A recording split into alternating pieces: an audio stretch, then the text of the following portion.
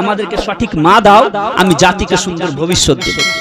Napoleon কোনো মুসলমান ছিল না, তবুও তিনি জানতেন যে একটি মা যদি সুন্দর হয়, একটি মায়ের আখলাক চরিত্র যদি সঠিক হয়, এবং মা যদি নিজের সন্তানকে সঠিকভাবে লালন পালন করে, তাহলে সে জাতি কি হবে, জাতি উজ্জ্বল ভবিষ্যৎ দেখতে পাবে। আর যদি মা, একটা উদাহরণ আপনাদেরকে বলি, একটা মা ভালো হওয়ার কারণে, একটা মা সুন্দর হওয়ার কারণে, রাসূল করিম সাল্লাল্লাহু আলাইহি ওয়াসাল্লামের সুন্নাত মোতাবেক চলার কারণে সে 300টি নবীর মা হতে পেরেছিলেন। চারটিখানি কামা কুতিবা আলাল লাযিনা মিন ক্বাবলিকুম, যেমন তোমাদের পূর্বের উম্মতদের প্রতি ফরজ ছিল। কেন? লাআল্লাকুম তাত্তাকুন, যেন তোমরা পরহেজগারিতা অবলম্বন করতে পারো, পরহেজগার হতে পারো। আর একটি আয়াতে কারিমা তেলাওয়াত করেছি, মহান রব্বুল আলামিন বলেন, ইয়া আইয়ুহাল্লাযিনা আমানু তাকুল্লাহ ওয়া কুনু মা'আস সাদিকিন, হে ঈমানদার ব্যক্তিগণ, তোমরা আল্লাহকে ভয় করো এবং তোমরা সত্যবাদীদের সঙ্গ লাভ করো। এই দুটো আয়াতের প্রতি আলোচনা করে আমার বক্তব্য ইতি করব। ডাক্তার ইকবালের শের না বললে হয় না, তো হুজুর আলা হযরত আজিমুল বরকত মুজাদ্দিদে দ্বীন ও মিল্লাত বলেন, ওয়াহ ক্যা জুদো করম হে শাহে বতহা তেরা, नहीं सुनता ही नहीं मांगने वाला तेरा, और या रसूल अल्लाह मैं तो मालिक ही कहूँगा के हो मालिक के हबीब, यानी महबूब व मुहिब में नहीं मेरा तेरा। डॉक्टर इकबाल बोले, नहीं तेरा नशे मन कसरे सुल्तानी के गुंबद पर, तू शाहीन है बसेरा कर पहाड़ों की चट्टानों में। डॉक्टर इकबाल आरो बोले कि मोहम्मद से वफा तूने तो हम तेरे हैं, ये जहाँ चीज़ है क्या लौहो कलम तेरे हैं, हमें करनी है शहनशाह बतहा की रजा जोई, वो हो गए अपने तो रहमते परवरदिगार अपनी। मुअज़्ज़ज़ सामिने किराम, पवित्र रमजान मासेर 21শে রজনী আমরা 21শে রজনীতে আমরা রোজা ধরব। 21শে রজনীর তারাবি আমরা পড়লাম। আলহামদুলিল্লাহ, আল্লাহ রাব্বুল আলামিনের দরবারে অশেষ আমরা কৃতজ্ঞতা জ্ঞাপন করি। আল্লাহ রাব্বুল আলামিন আমাদেরকে যেন এই বরকতময় মাস প্রতি বছর যেন আমরা পাই, এই তৌফিক আল্লাহ যেন আমাদেরকে নসিব করেন। সকলেই বলুন আল্লাহুম্মা আমিন। ভূমিকায় যে আয়াতে কারিমা তেলাওয়াত করেছি আমরা, রমজান মাস ব্যতীত অন্যান্য মাসে মসজিদে আলিম ওলামাদের মুখে মিলাদে ইমাম সাহেবের কাছে জুম্মার দিনে আমরা শুনি এর ব্যাখ্যা বিশ্লেষণ, কিন্তু আজকে আমি এর ব্যাখ্যা ও বিশ্লেষণ একটু আলাদা করব।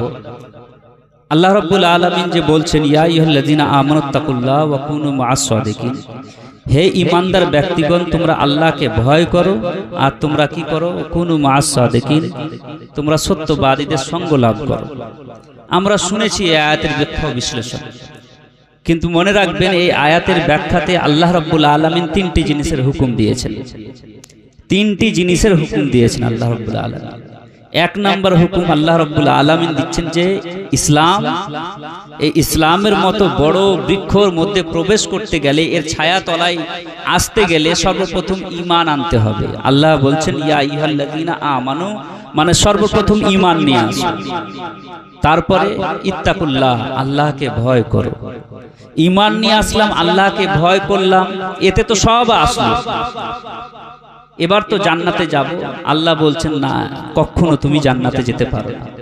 শুধু ঈমান নিয়ে আসা আর আল্লাহকে ভয় করা এটা জান্নাতে যাওয়ার জন্য যথেষ্ট নয়। এর পূর্বেও এর পরেও আল্লাহ রাব্বুল আলামিন বলছেন, ওয়া কুনু মা'আস সাদিকিন, তারপরে ঈমান নিয়ে আসলা, আল্লাহকে ভয় করলা, এবার তোমরা আরেকটি কাজ করো, তবে তোমার ঈমান পরিপূর্ণ হবে। সেটা হচ্ছে কি, তোমরা সত্যবাদীদের সঙ্গ লাভ করো, সত্যবাদীদের সাথে থাকো, সত্যবাদীদের সাথে চলো। আল্লাহর হুকুম এটা, এটা কোনো মাওলানার হুকুম নয়, কোনো মুফতি সাহেবের হুকুম নয়, এটা আল্লাহর হুকুম যে তোমরা সত্যবাদীদের সঙ্গ লাভ করো।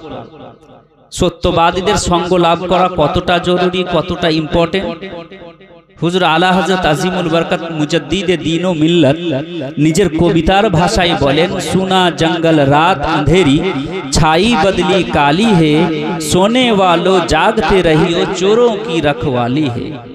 অর্থাৎ হচ্ছে এই শুনশান জঙ্গল, ভারী বৃষ্টি হচ্ছে, আর যদি রাত্রি অতিবাহিত করতে হয় জঙ্গলে, তাহলে কিন্তু খুব সাবধানে রাত অতিবাহিত করতে হবে। আর যদি বেশি পায়তারা রাত্রিবেলায় জঙ্গলের মাধ্যমে করা হয় তাহলে কি হবে? কোনো দিক থেকে এসে হয়তো নেকড়ে বাঘ এসে হামলা করে শেষ করে দিবে।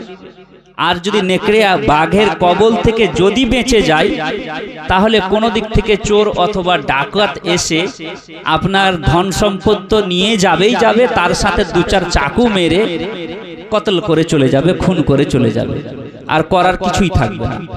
তো জঙ্গলে যদি রাত্রি অতিবাহিত করতে হয় তাহলে খুব সাবধানে রাত অতিবাহিত করতে হবে, না হলে কিন্তু কপালে কষ্ট আছে।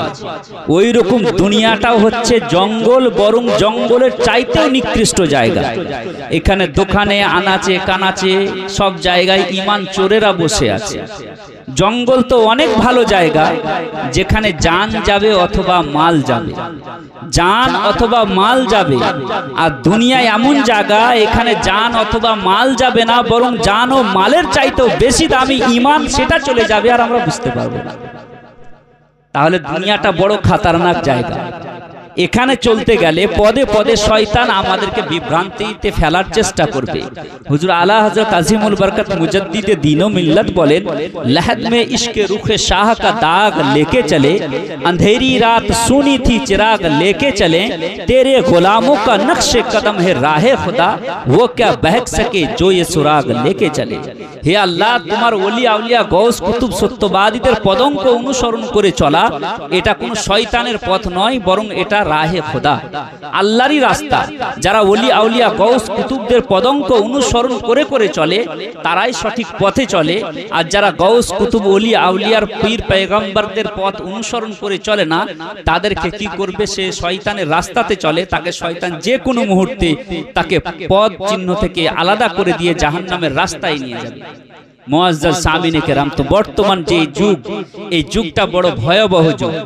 এই যুগে ঈমান আকীদা বাঁচা বড়ই কঠিন। এই যুগে নিজের ঈমান আকীদা বাঁচা, নিজের পরিবার পরিজনের ঈমান আকীদা বাঁচা, নিজের সন্তান সন্ততির জীবনকে উজ্জ্বল করা, এটা বড়ই ভয়ঙ্কর, বড়ই কঠিন। তো এই সময় আমাদেরকে করণীয় কি হবে? আমরা দেখতে পাচ্ছি গোটা দুনিয়াতে আমাদের মুসলমানদের প্রতি হাজারো রকম ভাবে নির্যাতনের শিকার আমরা। গোটা দুনিয়াতে মরছে কারা? মুসলমানরা। গোটা দুনিয়ার মধ্যে পিছিয়ে পড়া জাতি মুসলমান। গোটা দুনিয়ার মধ্যে রাজনৈতিক দিক দিয়ে আমরা পিছিয়ে, গোটা দুনিয়ার মধ্যে, গোটা পৃথিবীর মধ্যে অর্থনৈতিক দিক দিয়ে আমরা পিছিয়ে, গোটা দুনিয়ার মধ্যে আমরা শিক্ষা ও সাংস্কৃতিক দিক দিয়ে আমরা পিছিয়ে পড়া জাতি। তো আমরা যে এই পিছিয়ে পড়া জাতি, চারিদিক দিয়ে আমাদেরকে মারানো হচ্ছে, আমাদেরকে পেটা হচ্ছে। কখনো আমাদেরকে মালদা থেকে কলকাতা যেতে আমাদেরকে রাত্রিবেলায় ট্রেনে ভয় লাগছে, বাসে যেতে ভয় লাগছে। কখনো গরুর গোশতের নামে মুসলমানকে মারা হচ্ছে, কখনো লাভ জিহাদের নামে মুসলমানদেরকে মারা হচ্ছে, কখনো চোর নাম দিয়ে মব লিঞ্চিং করে মুসলমানদেরকে মারা হচ্ছে। ভারতে মরছে মুসলমানরা, তারপরে ভারতের বাইরে আমাদের আরাকান রাখাইন যে দেশ আছে মায়ানমার, সেখানে মরছে মুসলমান। আমাদের পার্শ্ববর্তী দেশ চীনে মরছে মুসলমান। গালফ কান্ট্রিজ যেগুলো আছে, যে আরব কান্ট্রি, যে আরব দেশগুলো আছে মধ্যপ্রাচ্য, এখানে মরছে মুসলমানরা। লিবিয়াতে মরছে মুসলমান, আফগানিস্তানে মরছে মুসলমান, সিরিয়াতে মরছে মুসলমান। ফিলিস্তিনের রাস্তার দুই পাশে মুসলমানদের গোলাপ ফুলের মতো ফুটফুটে চেহারাওয়ালা ছেলেদের বিভৎস লাশ পড়ে আছে। আর গোটা দুনিয়ার মানবাধিকার নিয়ে যারা কথা বলে তারা আজ চুপ করে বসে আছে। গোটা দুনিয়ার মানুষ আজ আমাদেরকে চারিদিক দিয়ে মেরে আমাদেরকে ষড়যন্ত্র করে শেষ করে দেওয়ার পরিকল্পনা চালাচ্ছে। আর আমরা মসজিদ থেকে বাড়ি, আর বাড়ি থেকে মসজিদের মধ্যে সীমাবদ্ধ হয়ে আছি। আল্লাহ রাব্বুল আলামিন পবিত্র কোরআনে বলছেন, ইউরিদুনা লিইউতফাউ নূরাল্লাহি বিআফওয়াহিহিম আল্লাহু মুতিম্মু নূরিহি ওয়ালাউ কারিহাল কাফিরুন। আল্লাহ রাব্বুল আলামিন বলছেন যে কুফরি মিল্লাতগুলো, যত রকম কুফরি মতবাদ আছে, যত রকম কুফরি ধর্মগুলো আছে, সকলে মিলে মুসলমানদেরকে আল্লাহ রাব্বুল আলামিনের নূরকে মুখের ফুঁক দিয়ে নিভিয়ে দেওয়ার চেষ্টা চালাচ্ছে। আল্লাহ রাব্বুল আলামিন নিজের নূরকে পরিপূর্ণ করবেন, নিজের দ্বীনকে পরিপূর্ণ করবেন, যদিও বা কাফির ও মুশরিক এটা অপছন্দ করুক না কেন। আল্লাহ রাব্বুল আলামিন নিজের দ্বীনকে পরিপূর্ণ করবেই।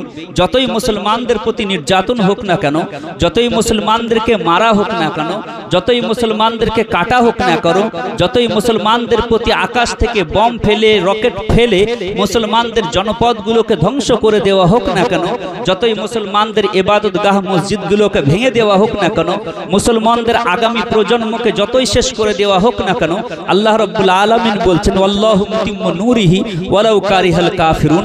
আল্লাহ রাব্বুল আলামিন নিজের দ্বীনকে, নিজের নূরকে পরিপূর্ণ করবেন।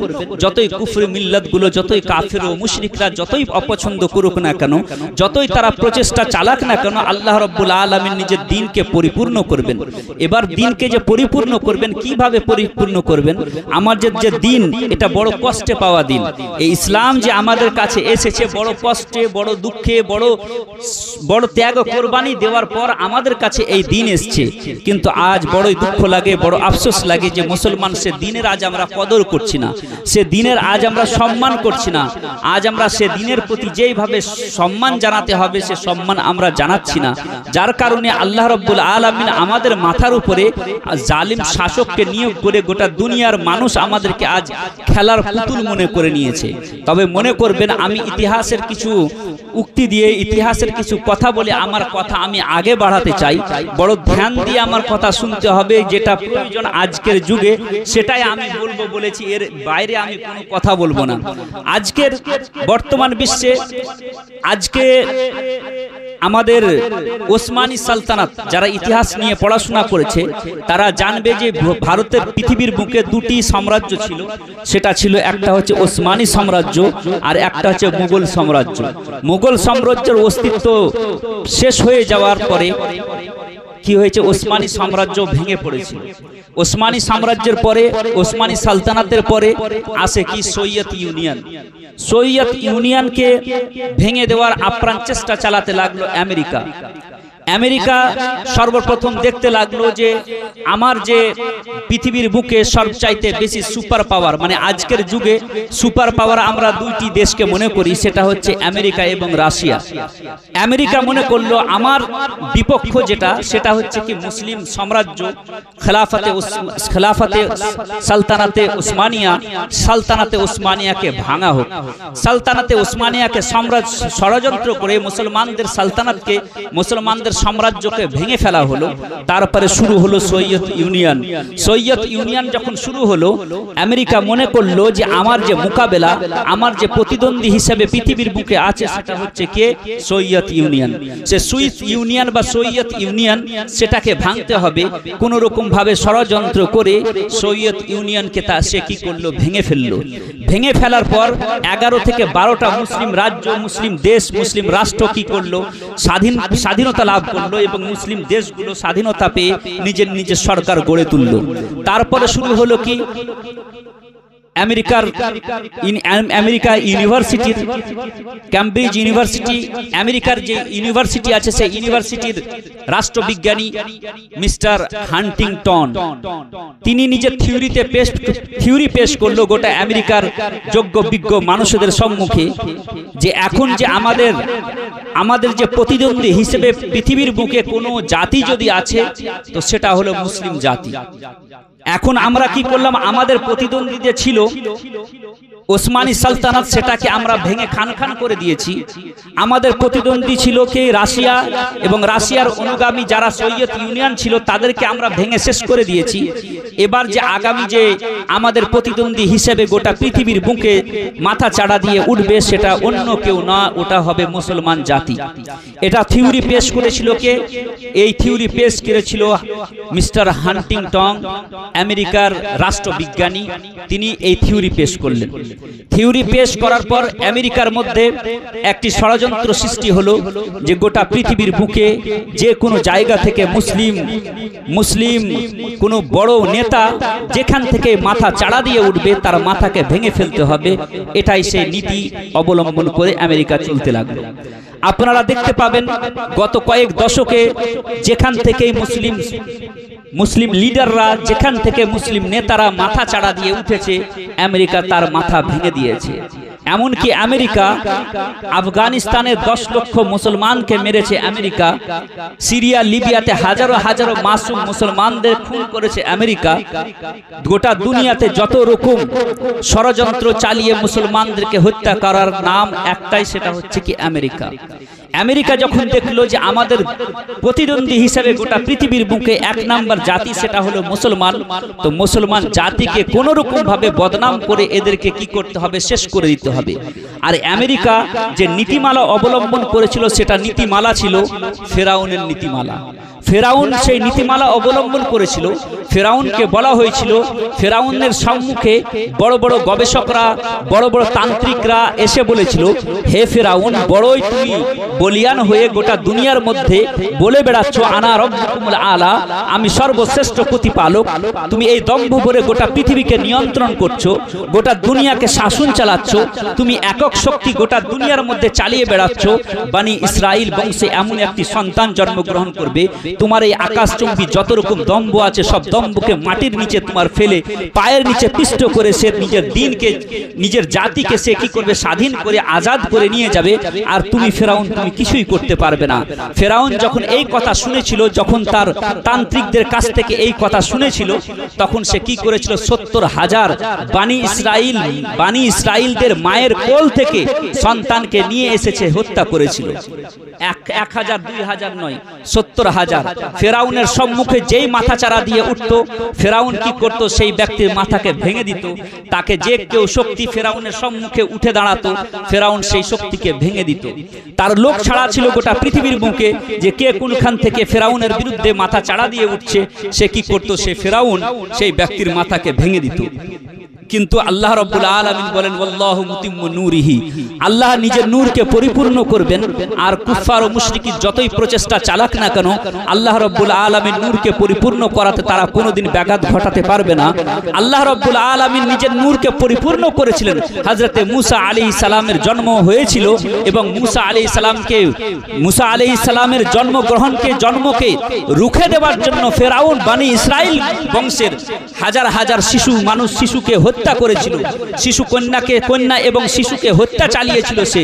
কিন্তু হযরতে মূসা আলাইহিস সালামের জন্মকে সে রুখতে পারেনি। আল্লাহ রাব্বুল আলামিন হযরতে মূসা আলাইহিস সালামের জন্মকে এমন ভাবে নিজের কুদরতের মাধ্যমে জন্মগ্রহণ করিয়েছিলেন যে ফেরাউন কি করেছিল, সে জন্মকে রুখে না দিতে পেরে আল্লাহ রাব্বুল আলামিন ফেরাউন হযরতে মূসা আলাইহিস সালামকে আকাশেও মানুষ করেননি, জমিনের নিচেও মানুষ করেননি। আল্লাহ রাব্বুল আলামিন পাহাড় পর্বতের মাধ্যমে আল্লাহ রাব্বুল আলামিন হযরতে মূসা আলাইহিস সালামকে মানুষ করেননি, লালন পালন করেননি, বরং নিজের কুদরতের মাধ্যমে ফেরাউনের ঘরে লালন পালন করে আল্লাহ রাব্বুল আলামিন ফেরাউনকে বলে দিয়েছেন যে হে ফেরাউন, তুই হাজার হাজার বানি ইসরাইল বংশের মহিলাদের মায়েদের কোলকে খালি করতে পারবি, হাজার হাজার শিশু এবং নারী শিশু কন্যাকে, শিশু সন্তান ও সন্ততিকে তুই কতল করতে পারবি, খুন করতে পারবি, কিন্তু যে মূসা দ্বারা তোর পতন ঘটবে, সে মূসার জন্মকে তুই রুখতে পারবি না। কারণ হে ফেরাউন, আমি সেই মূসাকে জন্মগ্রহণ করাবো এবং সে মূসার দ্বারাই তোর পতন ঘটাবো। আজকেও যে ফেরাউনের নীতিমালা অবলম্বন করে আজকে আমেরিকা এবং রাশিয়া এবং ইসরায়েল আজকে মুসলমানদের অগ্রযাত্রাকে যে রুখে দেওয়ার পরিকল্পনা চালাচ্ছে, আল্লাহ রাব্বুল আলামিনের দ্বীনকে দুনিয়া থেকে নিস্তনাবুদ করার পরিকল্পনা চালাচ্ছে, আল্লাহ রাব্বুল আলামিন এই দ্বীনকে পরিপূর্ণ করবেন। যতই ফেরাউন নীতিমালা অবলম্বন করে, যতই আমেরিকা এবং ইসরায়েল যতই পরিকল্পনা চালাক না করো, আল্লাহ রাব্বুল আলামিনের দ্বীনকে কখনো রুখতে পারবে না। আল্লাহ রাব্বুল আলামিনের দ্বীনকে কখনো সে রুখতে পারবে না। আল্লাহ রাসূল সাল্লাল্লাহু আলাইহি ওয়াসাল্লাম বলেন যে দুনিয়ার মধ্যে প্রত্যেকটি ঘরে ঘরে ইসলামের পতাকা উঠবে। ডাক্তার ইকবাল বলেন কি মোহাম্মদ সে ওয়াফা তूने तो हम तेरे हैं, ये जहां चीज है क्या লৌহ কলম তেরে हैं। আল্লাহ রাব্বুল আলামিনের রাসূল সাল্লাল্লাহু আলাইহি ওয়াসাল্লামের সাথে যে আমরা প্রতিশ্রুতি করেছি, যে ওয়াদা করেছি, সে ওয়াদার প্রতি আমরা যদি সঠিকভাবে দণ্ডায়মান থাকি, আল্লাহ রাব্বুল আলামিন লৌহ কলম আমাদের হাতে দিয়ে দিবেন। লৌহ কলম কাকে বলা হয়? যে যা দ্বারায় মানুষ জাতির মানব জাতির গোটা বিশ্ববাসীর গোটা পৃথিবীর মানুষের পৃথিবীর বাসীর ভাগ্য লেখা হয়, সেই কলমটাকে বলা হয় কলম। আর যে যাতে লেখা হয় সেটাকে বলা হয় কি দফতি। সেই আল্লাহ রাব্বুল আলামিন সেই কলম মানব জাতির হাতে দিয়ে বলবেন, হে মানব জাতি, তুমি তোমার ভাগ্য তুমি নিজেই লেখো।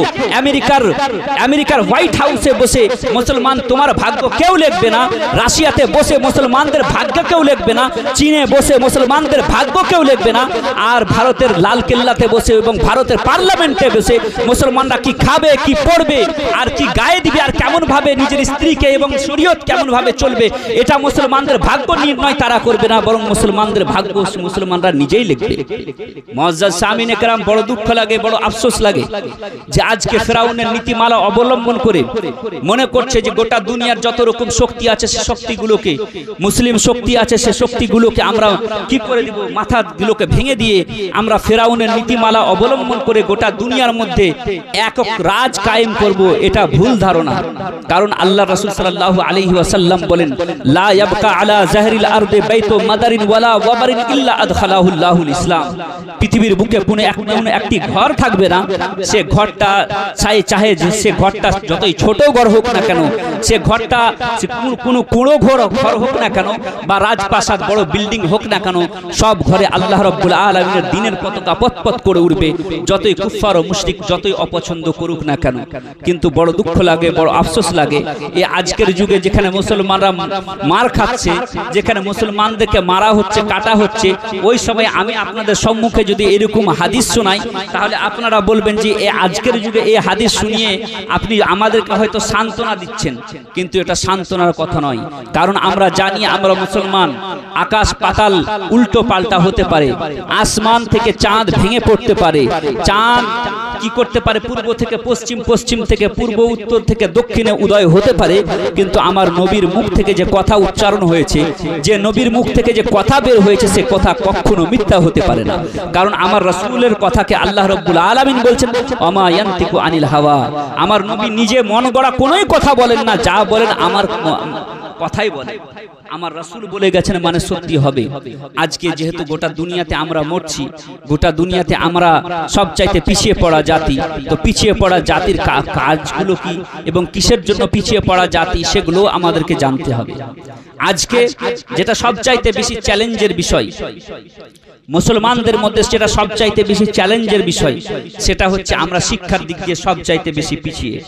আর একটি কথা আপনারা বলবেন যে আজকে আমরা যেখানে মুসলমানরা সঠিকভাবে নিজের অধিকার পাচ্ছে না, আমরা আমাদের ছেলে মেয়েদেরকে পড়া লেখা করিয়ে উচ্চশিক্ষায় শিক্ষিত তো করিয়ে দিচ্ছি, কিন্তু তারা উচ্চশিক্ষায় শিক্ষিত হয়ে যাওয়ার পর বড় বড় চাকরি পাচ্ছে না, তো পড়িয়ে লাভ কি হবে? বা আমাদের সম্মুখে অনেক আমাদের সম্মুখে ব্যাঘাত আছে, যেগুলো আমাদেরকে আমাদের ছেলে মেয়েদেরকে আগে বাড়তে দেওয়া হচ্ছে না, কম্পিটিশনের যুগ, আমাদের ছেলে মেয়েদেরকে চাকরি দিচ্ছে না। এটা যদি বলেন তাহলে আমি বলবো ভুল বলবো, কারণ বর্তমান যে বিশ্ব, সেই বিশ্বতে আমরা যে যুগে বসবাস করি, সেই যুগটাকে বলা হয় ডিজিটাল যুগ, আধুনিক যুগ। এই যুগে কম্পিটিশনের যুগ, যার কাছে যত বেশি সালাহিয়াত থাকবে, দক্ষতা থাকবে, আপনার ভিতরে জ্ঞান থাকবে, যতই বড় যত বেশি আপনার ভিতরে ট্যালেন্ট থাকবে, গোটা দুনিয়ার মানুষ আপনাকে খুঁজে বেড়াবে। আপনার আমার সন্তানের ভিতরে যদি ট্যালেন্ট থাকে, গোটা দুনিয়া আপনারাও আমার সন্তানকে খুঁজে বেড়াবে। আপনি বলবেন যে গোটা দুনিয়াতে আমাদেরকে কি করা হচ্ছে, আমাদের সন্তানদেরকে চাকরি দেওয়া হচ্ছে না, বা আমাদের সন্তানদেরকে আগে বাড়তে দেওয়া হচ্ছে না, যার কারণে আমরা আমাদের সন্তানদেরকে বেশি পড়ালেখা করাচ্ছি না। আমি বলবো এটা ভুল, কারণ আমরা ডিজিটাল যুগের মানুষ। আজকের যুগে আমরা সঠিকভাবে নামাজ পড়তে পারি, সঠিকভাবে রোজা, হজ, যাকাত, শরিয়াতে ইসলামিয়ার যত রকম হুকুম আহকাম আছে সবকে আমরা সঠিকভাবে পালন করতে পারি, কেউ আমাদেরকে রুখার মতো নেই।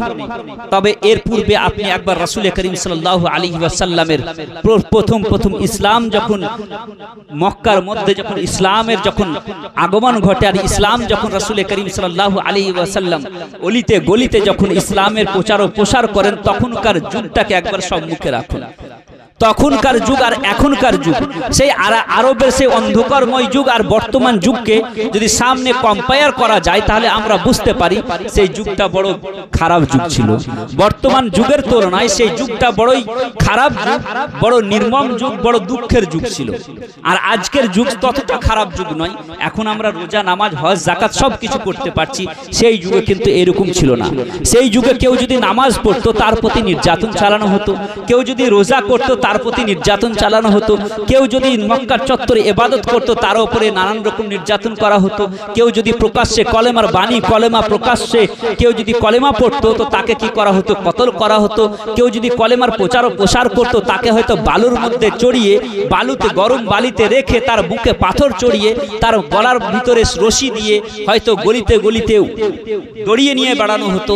রাসূল করিম সাল্লাল্লাহু আলাইহি ওয়াসাল্লাম এমনকি নিজের কলমা, নিজের দ্বীনের প্রচার ও প্রসার করার জন্য আল্লাহ রাসূল সাল্লাল্লাহু আলাইহি ওয়াসাল্লাম তায়েফে 3 থেকে 4 বার মার খেয়েছেন, গোটা শরীরে রক্তে রক্তাক্ত হয়ে গেছে। এমন রাসূল করিম সাল্লাল্লাহু আলাইহি ওয়াসাল্লামকে পর্যন্ত ছাড়েনি, নির্যাতন চালিয়ে গেছে। এইরকম অবস্থা ছিল আরবের বুকে রাসূল করিম সাল্লাল্লাহু আলাইহি ওয়াসাল্লামের আগমনের সময়। আর আরেকটি কি, আরব জাতি তো সেই সুন্দর জাতি ছিল না, সভ্য জাতি ছিল না। তারা ছিল কি, তাদের চুরি ডাকাতি তাদের পেশা ছিল। তাদের কি ছিল, তারা চুরি করা তাদের পেশা ছিল, ডাকাতি করা তাদের পেশা ছিল, নারী শিশুকে জীবন্ত কবর দেওয়া তাদের পেশা ছিল, নারী শিশুকে আঁতুর ঘরে গলা টিপে মেরে দেওয়া তাদের কাজ ছিল। তাদের দৈহিক চাহিদা মেটানোর জন্য একটি নারীর প্রয়োজন ছিল। সে নারীটি কার মা, কার বোন, কার ফুফু, কার খালা, এটা দেখার তাদের কোনো প্রয়োজন ছিল না। তার শরাব পান করা, মদ পান করা, মানুষের প্রতি নির্যাতন চালানো, এই সব ছিল তাদের দিনকাল। এইভাবে তাদের কাজ ছিল। ওই সময় রাসূল করিম সাল্লাল্লাহু আলাইহি ওয়াসাল্লামের আগমন হলো এবং রাসূল করিম সাল্লাল্লাহু আলাইহি ওয়াসাল্লাম মরুময় মক্কা হতে যখন উদয় হলেন এবং আস্তে আস্তে রাসূল করিম সাল্লাল্লাহু আলাইহি ওয়াসাল্লাম যখন সূর্যের কিরণের ন্যায় যখন গোটা আরবের মধ্যে যখন ছড়িয়ে পড়লেন, রাসূল করিম সাল্লাল্লাহু আলাইহি ওয়াসাল্লামের কলমার প্রচার যখন আস্তে আস্তে পুরো আরব ভূখণ্ডের মধ্যে যখন ছড়িয়ে পড়ল, তখন রাসূল করিম সাল্লাল্লাহু আলাইহি ওয়াসাল্লামের আদর্শে অনুপ্রাণিত হয়ে সে অন্ধকারময় যুগের জাহিলিয়াত যুগের মানুষ, অন্ধকারময় যুগের মানুষ সোনা হয়ে শিক্ষা দীক্ষা আদর্শে গোটা বিশ্বকে পথ দেখিয়েছিল। আরববাসীরা রাসূল করিম সাল্লাল্লাহু আলাইহি ওয়াসাল্লামের আদর্শে অনুপ্রাণিত হয়ে যারা ছিল চোর, যারা ছিল ডাকাত, তারা সমাজের মালের পাহারাদার হয়ে গেছিল, সমাজের মালের রক্ষক হয়ে গেছিল। যারা ছিল কি, যারা শরাব পান করা যাদের পেশা ছিল, মদ পান করা যাদের পেশা ছিল, রাসূল করিম সাল্লাল্লাহু আলাইহি ওয়াসাল্লামের আদর্শে এসে তারা শরাব এবং মদকে নিজের গলিতে, নিজের বাড়ির আঙিনাতে বইয়ে দিতে বাধ্য হয়েছিল। যারা নারীকে নিজের ভোগ বিলাসের বস্ত্র মনে করত, রাসূল করিম সাল্লাল্লাহু আলাইহি ওয়াসাল্লামের আদর্শে এসে তারা নারীর পায়ের নিচে জান্নাত, মায়ের পায়ের নিচে জান্নাত মানতে তারা বাধ্য হয়েছিল। যারা মনে করছিল যে নারীকে বড় করলে পরে আমাদের সম্মানের হানি হবে, তারা নারীকে, শিশু কন্যাকে বড় করে বাড়িতে নিজের বাড়িতে লালন পালন করে বড় করে বিবাহ শাদী করিয়ে তারা জান্নাতের অধিকারী হতে বাধ্য হয়েছিল। এমন অবস্থা আরবের মধ্যে হয়ে গেছিল। যারা চোর ডাকাত ছিল তারা পৃথিবীর গরিবের ঘরে ঘরে তাদের অধিকার পৌঁছে দিতে তারা বাধ্য হয়েছিল। রাসূল করিম সাল্লাল্লাহু আলাইহি ওয়াসাল্লাম আরবের বুকে এসে হুজুর সাল্লাল্লাহু আলাইহি ওয়াসাল্লাম নিজের আদর্শ দিয়ে হুজুর সাল্লাল্লাহু আলাইহি ওয়াসাল্লাম এমনকি আল্লাহ রাব্বুল আলামিন গোটা আরব কি গোটা পৃথিবীবাসীকে একবার নেদা দিয়ে বললেন, হে গোটা পৃথিবীবাসী, তোমরা তো কি ছিলে, তোমরা তো অসভ্য জাতি ছিলে, তোমরা তো নোংরা জাতি ছিলে, তোমরা তো মর্মর জাতি ছিলে, তোমরা তো চুরি ডাকাতি তোমাদের পেশা ছিল। আরে আমার রাসূল সাল্লাল্লাহু আলাইহি ওয়াসাল্লাম আসলো, তোমরা চোর ছিলে, তোমাদেরকে সঠিক পথে নিয়ে আসলো তো আমার রাসূল নিয়ে আসলো। আমার আল্লাহ রাব্বুল আলামিন গোটা বিশ্ববাসীকে নেদা দিয়ে বলেন, হে বিশ্ববাসী, শোনো শোনো শোনো, তোমরা কি ছিলে, আমার রাসূল সাল্লাল্লাহু আলাইহি ওয়াসাল্লাম যদি না আসতো তোমরা তো কখনো চন্দ্রের সম্মুখে দাঁড়িয়ে তোমরা কি করতে, নম করতে, কখনো চাঁদকে নিজের খোদা বলে তোমরা মানতে বাধ্য হয়েছিলে, কখনো সূর্যের সম্মুখে তোমরা দাঁড়িয়ে হাত জোর করে দাঁড়িয়ে তাকে খোদা বলে মানতে তোমরা বাধ্য হয়েছিলে, কখনো বটগাছের সম্মুখে দাঁড়িয়ে তোমরা কি করছিলে, তাকে খোদা বলে স্বীকার করছিলে, কখনো অগ্নিকুণ্ডের সম্মুখে দাঁড়িয়ে তোমরা তাকে খোদা বলে মানছিলে, কখনো সমুদ্রের সম্মুখে দাঁড়িয়ে তোমরা সমুদ্রকে তোমরা নিজের প্রভু বলে স্বীকার করে বসেছিলে, কখনো তোমরা পাহাড়ের দিকে তাকিয়ে বড় বড় পাথরের সম্মুখে দাঁড়িয়ে তোমরা সে পাথরকে খোদা বলে মানতে বাধ্য হয়েছিলে, কখনো পাহাড়ের দিকে তাকিয়ে তোমরা খোদা বলে মেনে নিয়েছিলে। আরে আমার রাসূল এসে তোমাদেরকে একটি কনসেপ্ট দিয়ে গেলেন, তোমাদেরকে একটি চিন্তাধারা দিয়ে গেলেন যে হে গোটা বিশ্ববাসী, তোমরা তো এখন পর্যন্ত কখনো সূর্যের সম্মুখে মাথা নত করেছো, কখনো তোমরা পাহাড়ের সম্মুখে মাথা নত করেছো, কখনো তোমরা চন্দ্র এবং সূর্যের সম্মুখে মাথা নত করেছো, কখনো তোমরা কি করেছো বড় বড় পাথরের সম্মুখে মাথা নত করেছো, কখনো 360টি মূর্তি রেখে তোমরা তার সম্মুখে তাকে খোদা বলে তোমরা মানতে বাধ্য হয়েছিলে। এখন ইসলামের আগমন ঘটেছে, এখন ইসলাম তোমাকে দুনিয়াবাসীকে, গোটা দুনিয়াবাসীকে শিক্ষাও দিবে আর গবেষণা করার জন্য সূচনাও দিবে যে হে গোটা দুনিয়াবাসী, তোমরা কখনো পাহাড়ের সম্মুখে মাথা নত করলে, কখনো তোমরা কীট পতঙ্গের সম্মুখে মাথা নত করলে, কখনো চন্দ্র সূর্যের সম্মুখে মাথা নত করলে, এখন মাথা নত করা বাদ দিয়ে তোমরা এক আল্লাহর প্রতি গবেষণা করো এবং গোটা দুনিয়ার সৃষ্টি জীবের প্রতি গবেষণা করো। কখনো পাহাড়ের দিকে তাকিয়ে গবেষণা করো, কখনো চন্দ্র সূর্যের দিকে তাকিয়ে গবেষণা করো, কখনো তোমরা কি আসমানের উচ্চতার প্রতি গবেষণা করো। যখন তোমরা গোটা দুনিয়ার এই সৃষ্টি জীবের প্রতি গবেষণা করবে, তখনই তোমরা তোমার সৃষ্টিকর্তার সন্ধান পাবে, তখনই তোমরা তোমার এক আল্লাহর তোমরা সন্ধান পাবে। মক্কাবাসীরা যখন রাসূল করিম সাল্লাল্লাহু আলাইহি ওয়াসাল্লামের কথা শুনে রাসূলের কথার প্রতি ঈমান এনেছিল, তখন দেখা গেছিল সেই আরবের অসভ্য জাতি, বর্বর জাতি আল্লাহ রাসূল সাল্লাল্লাহু আলাইহি ওয়াসাল্লামের আদর্শে আসার পর সেই অসভ্য জাতি আরব থেকে নিয়ে আফ্রিকার গহীন কোণ পর্যন্ত ইসলামের পতাকাকে পথ করে উড়িয়েছিল। আর সেই জাতি আজ গোটা দুনিয়াতে, সে জাতি যে জাতি গোটা দুনিয়াকে নেতৃত্ব দিয়েছিল, সে জাতি আজ সব চাইতে বেশি নেতাহীন, অস্তিত্বহীন। আমাদের নাই কোনো নেতা, আমাদের নাই কোনো পথ প্রদর্শক, আমাদেরকে সঠিক রাহবার আমাদের নেই, সঠিক আমাদের নেতা নেই। আজ সে জাতি আজ নীতিহীন, আজ সে জাতি আজ শিক্ষা থেকে দূরে, গবেষণা থেকে দূরে। বড় দুঃখ লাগে, বড় আফসোস লাগে। রাসূল করিম সাল্লাল্লাহু আলাইহি ওয়াসাল্লাম যে দিন অত কষ্ট করে, অত ত্যাগ ও কুরবানি করে আমাদেরকে দিলেন, এমনকি সাহাবায়ে কেরাম, তাবেঈন, তাবেঈন, উলামায়ে কেরামরা এত ত্যাগ ও কুরবানি করার পর এত দিন, এই দিন আমাদেরকে কষ্ট করে আমাদের কাছে পৌঁছালেন, সে দিনের আমরা কদর করলাম না। যার কারণে গোটা দুনিয়াতে আজ আমরা পদদলিত, লাঞ্ছিত, অপমানিত। গোটা দুনিয়াতে আজ আমরা গোটা দুনিয়ার মধ্যে পিছিয়ে পড়া জাতি, গোটা দুনিয়াতে আমরা মার খাচ্ছি। গোটা দুনিয়ার মানুষ আমাদেরকে খেলার পুতুল মনে করে নিয়েছে। একটা উদাহরণ দিয়ে আমার কথা আগে বাড়াতে চাই। আমাদের দেশে দুই ধরনের মাছি পাওয়া যায়। একটা মাছির নাম হচ্ছে শুধু মাছি, যাকে মারার জন্য পৌরসভা থেকে, অঞ্চল অফিস থেকে, পঞ্চায়েত থেকে bleaching powder, gammaxene powder, gas ছিটানো হয় এদেরকে মারার জন্য। একে মারার জন্য গ্যাস ছিটানো হয়, ব্লিচিং পাউডার ছিটানো হয়। আমি বলবো এটাও মাছি, এই মাছি একটি কীট। আর এটাকে আপনি কেন মারছেন? তো আপনি বলবেন যে এই মাছি দ্বারাই সমাজের মধ্যে ভাইরাস ছড়ায়, সমাজের মধ্যে কি হয়, রোগ ছড়ায়, মানুষ রোগ আক্রান্ত হয়। সমাজের মধ্যে কি হয়, এর দ্বারাতে ভাইরাস ছড়ায়, রোগ ছড়ায়, যার কারণে একে মারা হয়। এই মাছির দ্বারাই ব্যাকটেরিয়া ছড়ায়। মাছির আরেকটি প্রকার আছে, যে মাছির নাম হচ্ছে মৌমাছি, মধুমাছি, যেটাকে মারা হয় না, যাকে মারার জন্য অঞ্চল অফিস থেকে, পৌরসভা থেকে কোনো ব্লিচিং পাউডার ছিটানো হয় না, গ্যাস ছিটানো হয় না, বরং একে সঠিকভাবে, সুন্দরভাবে একে আলমারিতে রাখা হয়, একে সাজিয়ে রাখা হয়। এ যদি অসুস্থ পড়ে তো একে সুস্থ করার জন্য ঔষধ, মেডিসিন ব্যবহার করা। আমি বলবো দুটোই মাছি, দুটোকেই আপনি মারেন আর না হলে দুটোকেই ছাড়েন। আপনি বলবেন মাওলানা সাহেব একটার দ্বারাই মানব জাতি কি হয়, ক্ষতি হয়, সমাজকে সে কি করে, সমাজের মধ্যে রোগ ছড়ায়। আর একটা যে মাছি, সে মাছি যদিও বা সে কীট, কিন্তু সে মাছি, সেটা মধুমাছি, আর সেটার দ্বারাই সমাজের মধ্যে কোনো রকম ক্ষতি হয় না, বরং মানুষ যদি ব্যাকটেরিয়া যুক্ত হয় তাহলে সে কি হয়, রোগ থেকে রোগ মুক্ত হয়। মধু খেয়ে মানুষের কি হয়, রোগ মুক্ত হয়।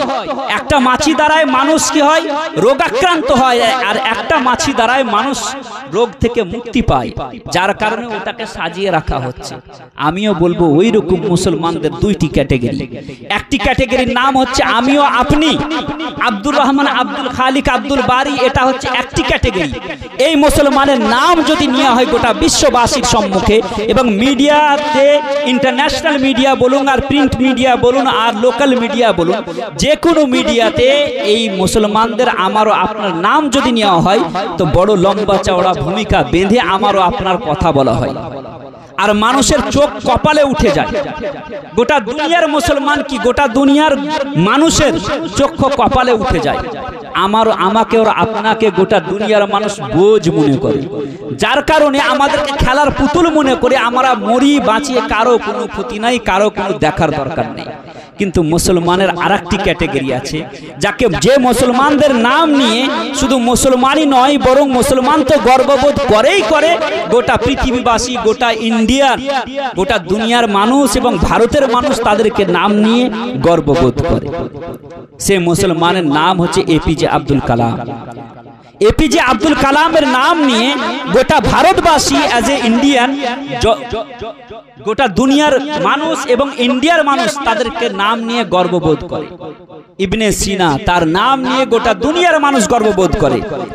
সাহিত্যের সম্রাট কবি নজরুলের নাম নিয়ে গোটা ভারতবাসী, ভারত ভূখণ্ডের মানুষ কি করে গর্ববোধ করে। কিন্তু আমারও আপনার নাম নিয়ে গোটা দুনিয়ার মানুষ কি করে, সেটাকে বাড়িয়ে চাড়িয়ে বলে আমাদেরকে কি করা হয়, বদনাম করার চেষ্টা করা হয়। দুটোই মানুষ, দুটোই মুসলমান। একটি মুসলমানের নাম নিতে ভয় করে আর একটি মুসলমানের নাম নিতে গোটা দুনিয়ার মানুষ গর্ববোধ করে। আমি বলবো এ পার্থক্য কেন? তো আপনি বলবেন যে আমারও আপনার দ্বারাই গোটা ভারত কি গোটা রাষ্ট্রের কোনো কাজ হয় না, গোটা দুনিয়ার মানুষ আমাদেরকে বোঝ মনে করে। আর এপিজে আব্দুল কালামের নাম নিয়ে গোটা দুনিয়ার মানুষ গর্ববোধ করে। তার কারণ হচ্ছে এই যে এপিজে আব্দুল কালাম ভারতের জন্য সে কি হয়ে গেছে, প্রয়োজন হয়ে গেছে, রাষ্ট্রের জন্য সে প্রয়োজন হয়ে গেছে, যার কারণে ভারতের মানুষ, গোটা রাষ্ট্রের মানুষ তাদের নাম নিয়ে গর্ববোধ করে। একটি এপিজে আব্দুল কালাম এই জাতি, একটি এপিজে আব্দুল কালামের নাম নিয়ে গোটা ভারতবাসী গর্ববোধ করে। তাহলে চিন্তা করুন, আমারও আপনার সন্তানদেরকে যদি আমরা এপিজে আব্দুল কালামের মতো ঘরে ঘরে আমরা যদি সায়েন্টিস্ট বানিয়ে দিই, আমাদের সন্তানদেরকে বড় বড় শিক্ষিত করে, বড় বড় ট্যালেন্টের অধিকারী করে, তাদেরকে যদি বড় বড় সায়েন্টিস্ট তৈরি করে, তাদেরকে যদি আমরা নাসাতে পাঠাই, তাদেরকে যদি বড় বড় ট্যালেন্টেড এবং এপিজে আব্দুল কালামের মতো বড় সায়েন্টিস্ট করে, মিসাইল ম্যান তৈরি করে যদি আমরা নিজের ঘরেও বসিয়ে রাখি, আমেরিকা থেকে আসবে আপনার বাড়ি লোক যে আপনার সন্তানকে নিয়ে যেতে, ইসরায়েল থেকে আসবে আমাদের সন্তানদেরকে নিয়ে যেতে, রাশিয়া থেকে আসবে আমাদের সন্তানদেরকে নিজের বাড়ি থেকে তুলে নিয়ে যেতে। আর এই জাতি একটি এপিজে আব্দুল কালাম দিয়ে এই জাতির দায়িত্ব পূর্ণ হয় না, একটি সাহিত্যের সম্রাট কবি নজরুলকে দিয়ে এই জাতির দায়িত্ব সমাপ্ত হয় না, একটি ইবনে সিনার মতো বড় সায়েন্টিস্টকে দিয়ে এই জাতির দায়িত্ব সমাপ্ত হয় না। আমাদের ঘরে ঘরে এপিজে আব্দুল কালাম তৈরি করতে হবে, আমাদের ঘরে ঘরে কবি নজরুল তৈরি করতে হবে, আমাদের ঘরে ঘরে ইবনে সিনার মতো বড় সায়েন্টিস্ট তৈরি করতে হবে। তবে এই জাতির মাথায় যে কালি আছে সে কালিমা মুক্ত হব আমরা। আজকে আমরা টাকা তো আল্লাহ অনেক দিয়েছে আমাদেরকে, কিন্তু টাকা পাওয়ার পরেও আমরা না দিন আছে আমাদের কাছে, না দুনিয়া আছে। মনে করছি যে আমরা দিনও নাই আমাদের কাছে, দুনিয়াও নাই। টাকা আছে তো আমাদের সন্তানরা তো বড় হবে, আমাদের সন্তানরা তো বড় বড় জায়গা যাবে, শিক্ষিত তো হবে। কিন্তু আমাদের সমাজ দিন যত এগোচ্ছে তত আমাদের সমাজ মূর্খামির দিকে যাচ্ছে। চিন্তা করুন, আমাদের আকাবিরিন, আমি প্রথমে যে আয়াতে কারিমা তেলাওয়াত করেছি, যে ইয়া আইয়ুহাল্লাযীনা আমানুত্তাকুল্লাহ ওয়া কুনু মা'আস সাদিকিন, হে ঈমানদারগণ আল্লাহকে ভয় করো আর সত্যবাদীদের সঙ্গ লাভ করো।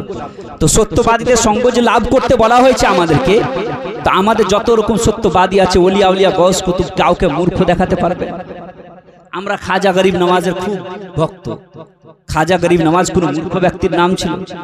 গৌসে আজম বড় পীর আব্দুল কাদের জিলানী কোন মূর্খ ব্যক্তির নাম?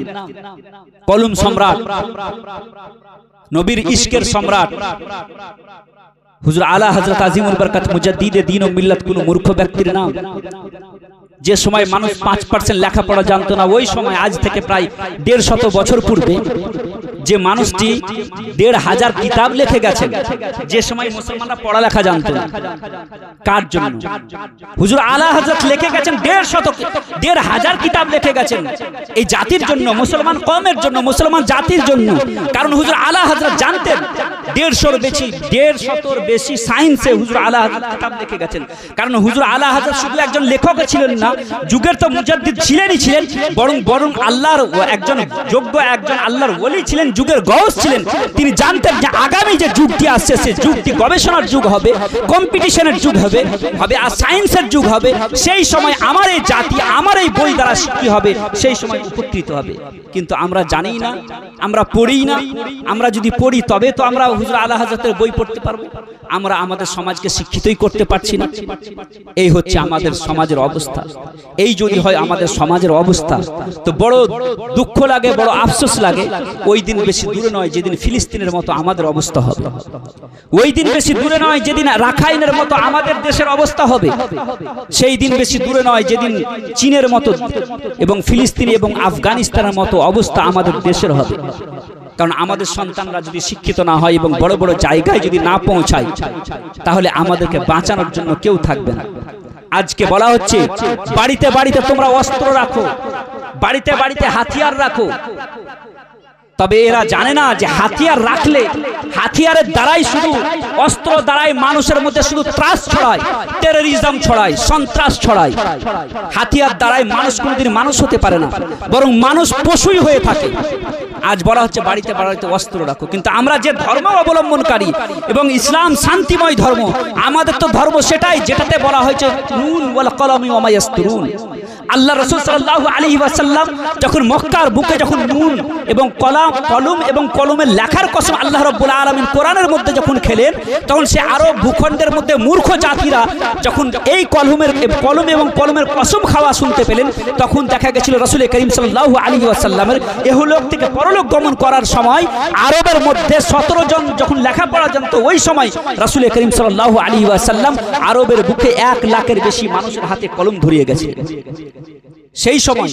আরে আমরা তো সেই ধর্ম মাননেওয়ালা যে ধর্মতে কলমের কসম খাওয়া হয়েছে। নুন ওয়াল কলমে ইয়ামা ইয়াসতুরুন, কলম এবং কলমের লেখার কসম খেয়েছেন আল্লাহ রাব্বুল আলামিন। তাহলে কলম কত ইম্পর্টেন্ট। আমাদেরকে কলমের কসম খেয়ে আমাদেরকে বলা হয়েছে কলম আমাদেরকে রাখতে হবে, কারণ কলমের দ্বারাই পরমাণুকে নিচে নামানো যায়। কলমের দ্বারাই পুরো দেশকে গোলামের জিনজিরে বাঁধানো যায়, গোলামির শিকলে বাঁধা যায়। কলমের দ্বারাই মানুষকে যদি ফাঁসি দেওয়া হয়, তো কলমের দ্বারাতে কলমের একটি সিগনেচারে সে ফাঁসিকে বন্ধ করে দেওয়া হয়। কারণ কলম হচ্ছে তালোয়ারের চাইতে ধারালো। ইসলাম তালোয়ারের দ্বারাই ছড়ায়নি।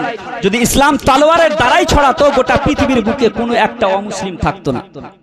ইসলাম প্রথমে দিলকে ঝুঁকিয়েছে, তারপরে কপালকে ঝুঁকিয়েছে।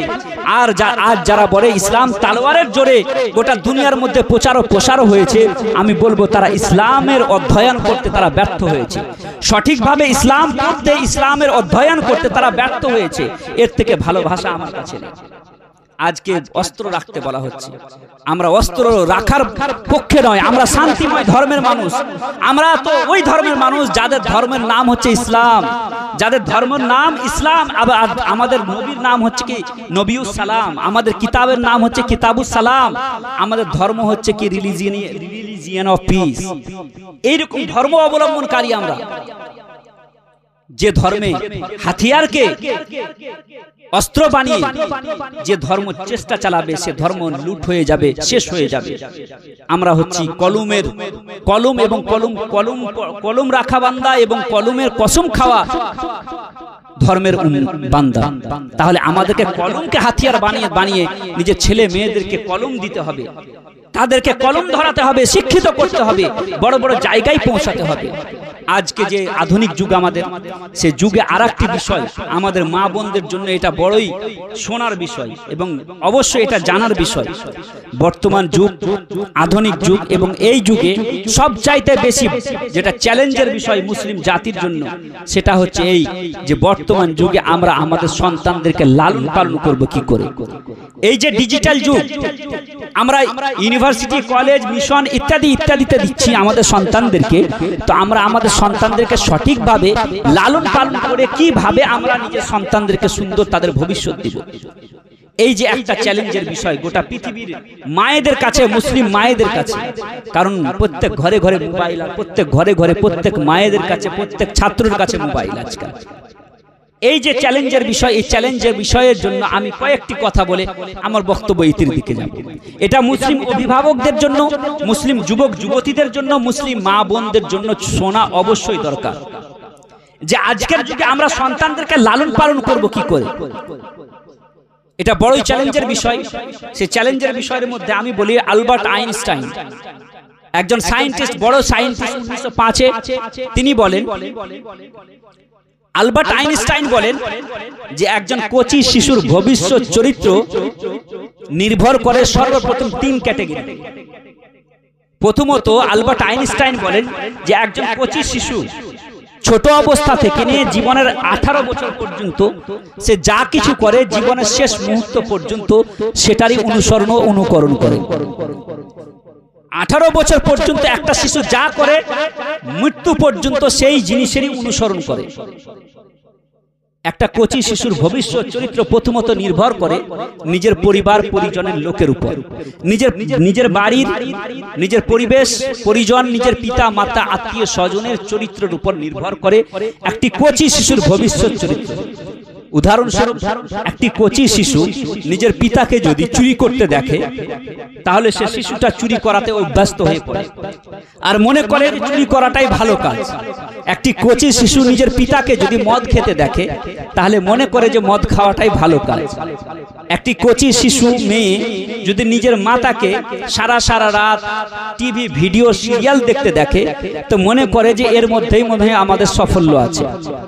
একটি কচি শিশু সন্তান, মহিলা মেয়ে সন্তান যদি নিজের মাকে যদি নামাজ রোজার ধার না ধারতে দেখে তাহলে সে মনে করে সে আধুনিকতায় ভেসে পড়ে। আর একটি কচি শিশু এবং শিশু সন্তান এবং সন্ততি নিজের পিতাকে যদি দান করতে দেখে তাহলে সে সন্তান, সে শিশু দানের মধ্যে অভ্যস্ত হয়ে পড়ে। আর কখনো কখনো দেখা যায় যে সাধুর ছেলে, দানির ছেলে নিজে না খেয়েও পরকে দান করে আর গোটা জনগণের কাছে বোকা বলে পরিচিত হয়। আসুন এবার আমরা উদাহরণস্বরূপ রাসূল করিম সাল্লাল্লাহু আলাইহি ওয়াসাল্লামের পরিবারের দিকে যাব। হুজুর সাল্লাল্লাহু আলাইহি ওয়াসাল্লাম নিজের পরিবারকে কিভাবে সময় দিতেন, হুজুর সাল্লাল্লাহু আলাইহি ওয়াসাল্লাম নিজের সন্তান সন্ততিকে কিভাবে লালন পালন করতেন। হুজুর সাল্লাল্লাহু আলাইহি ওয়াসাল্লাম সারা রাত আল্লাহর প্রেমে মগ্ন থাকতেন। আল্লাহ রাসূল সাল্লাল্লাহু আলাইহি ওয়াসাল্লাম নিজের জীবনকে সময় দিয়েছিলেন 3টি ভাগে, নিজের দিনকে ভাগ করেছিলেন, একটা আল্লাহর জন্য, একটা বান্দাদের জন্য, একটা ইসলামের প্রচার ও প্রসারের জন্য। একটা দুনিয়াবাসীকে সময় দিতেন, একটাতে ইসলামের প্রচার ও প্রসার করতেন, একটা নিজের পরিবার পরিজনকে সময় দিতেন। আজকে আমাদের যুবকরা, আমাদের অভিভাবকরা, আজকে মুসলিম বাড়ির বড় বড় যুবক সন্তানেরা নিজের পরিবারকে সময় দেয় না এবং নিজের পরিবারকে, নিজের সন্তানদেরকে সময় দেয় না। অফিস বা কাজ করে আসে, সন্ধ্যাবেলায় আসার পরে চায়ের দোকানে ক্যারাম বোর্ড খেলে, চায়ের দোকানে বন্ধু বান্ধবের সাথে সময়কে অতিবাহিত করে আর 9টার সময় 10টার সময় বাড়ি ঢুকে খাবার দাবার খেয়ে ঘুম পেড়ে নেয়। এই হয় আমাদের যুবকদের অবস্থা। নিজের পরিবার, নিজের সন্তানদের প্রতি কোনো ধ্যান দেয় না। তারা মনে করে যে কলেজে, তারা মনে করে যে সকালে বেলায় যে আমরা সেই কনভেন্ট স্কুলে দিয়েছি, সকালে বেলায় যে মিশনে দিয়েছে সেই মিশনে সকালে বেলায় গাড়িতে যাবে আর 10টা বা 1টার দিকে আসবে, বাস এর মধ্যেই শিশু একজন সে মানুষ হয়ে যাবে, সে এপিজে আব্দুল কালামের মতো বড় সায়েন্টিস্ট হয়ে যাবে। এই আমাদের যুবকদের ধ্যান ও ধারণা, কিন্তু এটা ভুল ধ্যান ও ধারণা। এবার রাসূল করিম সাল্লাল্লাহু আলাইহি ওয়াসাল্লাম নিজের পরিবারকে কিভাবে সময় দিতেন। হুজুর সাল্লাল্লাহু আলাইহি ওয়াসাল্লাম নিজের পরিবারকে সময় এইভাবে দিতেন। হাদিসের মধ্যে এসেছে রাসূল করিম সাল্লাল্লাহু আলাইহি ওয়াসাল্লাম নিজের বাড়িতে যখন আসতেন তখন নিজের বাড়িকে কি করতেন, ঝাড়ু দিতেন। আমাদের যুবকরা ঝাড়ু কাকে দেয় এটা হয়তো জানে না। ঝাড়ু দিলে পরে নিজের সম্মান মনে করে যে নিজের সম্মান হয়তো আমার সম্মান নিচু হয়ে যাবে, সম্মানের ব্যাঘাত ঘটবে, সম্মান কমে যাবে, এটা হয়তো মনে করে। বাড়ি ঝাড়ু দেওয়া শুধু মহিলাদের কাজ এটাই মনে করে। আল্লাহ রাসূল সাল্লাল্লাহু আলাইহি ওয়াসাল্লাম সবজি কাটতেন, রান্না বান্নাতে রাসূল করিম সাল্লাল্লাহু আলাইহি ওয়াসাল্লাম কি করতেন, মহিলাদের সাহায্য করতেন। তারপর রাত্রিবেলা যখন হতো আল্লাহ রাব্বুল আলামিনের দরবারে সাজদায় পড়ে যেতেন, সারা রাত আল্লাহর দরবারে ইবাদত করতেন আর এমন ইবাদত করতেন যে পা মুবারক পর্যন্ত ফুলে যেত। ছোট্ট বাড়িতে বসে থাকা ছোট্ট বেটি ফাতেমাতুজ জাহরা নিজের মা এবং পিতা হযরতে খাদিজাতুল কুবরা রাদিয়াল্লাহু তাআলা আনহার সারা রাত আল্লাহর প্রেমে মগ্ন হয়ে থাকা দেখতেন, নিজের মাকে আল্লাহর প্রেমে মগ্ন হতে দেখতেন, সারা রাত নামাজ পড়তে দেখতেন এবং উম্মতের জন্য কাঁদতে দেখতেন নিজের মাতা এবং পিতাকে। কে? বাড়িতে ছোট্ট বেটি হযরতে ফাতেমাতুজ জাহরা রাদিয়াল্লাহু তাআলা আনহা যখন নিজের মাতা এবং পিতাকে রাসূল করিম সাল্লাল্লাহু আলাইহি ওয়াসাল্লামকে আল্লাহর প্রেমে মগ্ন হতে এবং উম্মতের প্রেমে কাঁদতে দেখতেন, নিজের মাতাকে দেখতেন, তখন হযরতে ফাতেমাতুজ জাহরা রাদিয়াল্লাহু তাআলা আনহাও সারা রাত আল্লাহর প্রেমে মগ্ন হয়ে থাকতেন, খোদার প্রেমে মগ্ন হয়ে থাকতেন, সারা রাত নামাজ পড়তেন, নামাজের মধ্যে তাহাজ্জুদের মাধ্যমে রাত্রি অতিবাহিত করতেন। এমনকি হযরতে ফাতেমাতুজ জাহরা রাদিয়াল্লাহু তাআলা আনহা দুয়ার মাধ্যমে আল্লাহ রাব্বুল আলামিনের দরবারে ফরিয়াদ করে বলেছিলেন, হে আল্লাহ, এই ফাতেমার জন্য এমন রাত তৈরি করো যে রাতে তোমার এই বান্দি ফাতেমা তোমার দরবারে তৃপ্তি সহকারে সাজদা দিয়ে নিজের দিলকে তৃপ্তি এবং নিজের দিলের মধ্যে শান্তি নিয়ে আসবে, এরকম বড় রাত তৈরি করো। হযরতে ফাতেমাতুজ জাহরা রাদিয়াল্লাহু তাআলা আনহার দিলের মধ্যে, মনের মধ্যে এই যে সাজদার শখ, সাজদার জজবা, সারা রাত আল্লাহ রাব্বুল আলামিনের প্রেমে মগ্ন হয়ে আল্লাহ রাব্বুল আলামিনের দরবারে সাজদা দেওয়া শখ ও জজবা কোথা থেকে তৈরি হয়েছিল? নিজের বাড়ি থেকে তৈরি হয়েছিল। নিজের পিতা এবং মাতাকে দেখে হযরতে ফাতেমাতুজ জাহরা রাদিয়াল্লাহু তাআলা আনহার দিলের মধ্যে সাজদার শখ ও জজবা তৈরি হয়েছিল এবং হযরতে ফাতেমাতুজ জাহরা রাদিয়াল্লাহু তাআলা আনহাকে দেখে হযরতে আলী রাদিয়াল্লাহু তাআলা আনহুকে সারা রাত আল্লাহর প্রেমে মগ্ন থাকা দেখে হযরত ইমামে হাসান ও হুসেন তিনারাও কি করতেন? সারা রাত নিজের পিতা এবং মাতাকে আল্লাহর প্রেমে মগ্ন থাকা দেখে তিনারাও কি করতেন? আল্লাহ রাব্বুল আলামিনের প্রেমে সারা রাত সাজদা দিয়ে থাকতেন, রাত্রি বেলায় উঠে তাহাজ্জুদ পড়তেন এবং নিজের নানার উম্মতের জন্য আল্লাহ রাব্বুল আলামিনের দরবারে ফরিয়াদ করতেন। তাই দেখা গেছে গোটা দুনিয়ার মাধ্যমে, গোটা দুনিয়ার মধ্যে হযরত ইমামে হোসেন নিজের পিতা এবং মাতা এবং নানা এবং নানির কাছ থেকে যে সিজদা শিখেছেন, সেই সিজদা শিখার পরে সেই সিজদার শখ ও জজবা ইমামে হাসান ও হুসেনের মধ্যে এমন শখ ও জজবা তৈরি হয়েছে যে ইমামে হোসেন এমন সাজদা কারবালার প্রান্তরে দিয়েছে যে গোটা দুনিয়াবাসীও সেই রকম সাজদার উদাহরণ আজ পর্যন্ত দিতে পারে। তো সাজদার শখ ও জজবা কোথা থেকে তৈরি হলো? নিজের বাড়ি থেকে, নিজের পরিবার পরিজনদের দিক থেকে, নিজের পিতা এবং মাতাকে দেখে সাজদার শখ ও জজবা নিজের সন্তানের মধ্যে গেল। নিজের সন্তান, আপনার সন্তান আপনাকে দেখে কপি করবে। আপনার মেয়ে আপনি মাকে দেখে আপনার মেয়ে আপনাকে কপি করবে। আসুন একজন মায়ের কাহিনী আপনাদেরকে শোনাই। একজন মা নিজের সন্তানকে প্রথম দিন মক্তবে পাঠাচ্ছে। আপনাদের গ্রামে যেমন মক্তব আছে ওই রকম মক্তবে একজন মা নিজের সন্তানকে মক্তবে পাঠাচ্ছে। প্রথম দিন মক্তবে গেছে সে ছেলেটা, 7 বছরের সন্তান। মক্তবে গিয়ে প্রথমবারেই যখন মাওলানা সাহেব জিজ্ঞাসা করছে, বলো বাবা, তো সেই সন্তানটি, সে বাচ্চাটি সূরা ফাতিহা শুনিয়ে দেওয়ার পর আলিফ লাম মিম থেকে শুরু করে 1 পারা 2 পারা করতে করতে 14 পারা পর্যন্ত শুনিয়ে দিল।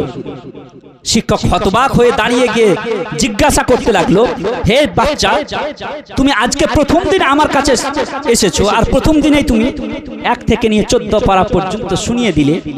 তুমি যেখান থেকে এত সুন্দরভাবে কোরআন তেলাওয়াত শিখেছো, সে কোরআন তেলাওয়াতটা তুমি সেখানে বাকিটুকুও শিখতে আমার কাছে কেন আসলে? আর তুমি এত সুন্দরভাবে কোরআন তেলাওয়াত কোথা থেকে শিখেছো? সে বাচ্চাটি বলতে লাগলো, হে আমার শিক্ষক, আমি কোনো মাদ্রাসাতে পড়িনি, আমি কোনো মক্তবে পড়িনি, কোনো মসজিদে গিয়ে আমি পড়িনি, আমি নিজের মায়ের কাছ থেকে শুনে আমি পড়ে আমি মুখস্থ করেছি। আমি নিজের মায়ের কাছ থেকে পড়ে আমি মুখস্থ করেছি। শিক্ষক জিজ্ঞাসা করতে লাগলো, হে বাচ্চা, কিভাবে তুমি নিজের মায়ের কাছ থেকে এরকম সুন্দরভাবে কোরআন তেলাওয়াত শিখেছো? সে বাচ্চাটি বলতে লাগলো, হে আমার শিক্ষক, আমার মা 14 পারার হাফিজা ছিল, 14 পারা আমার মার মুখস্থ ছিল।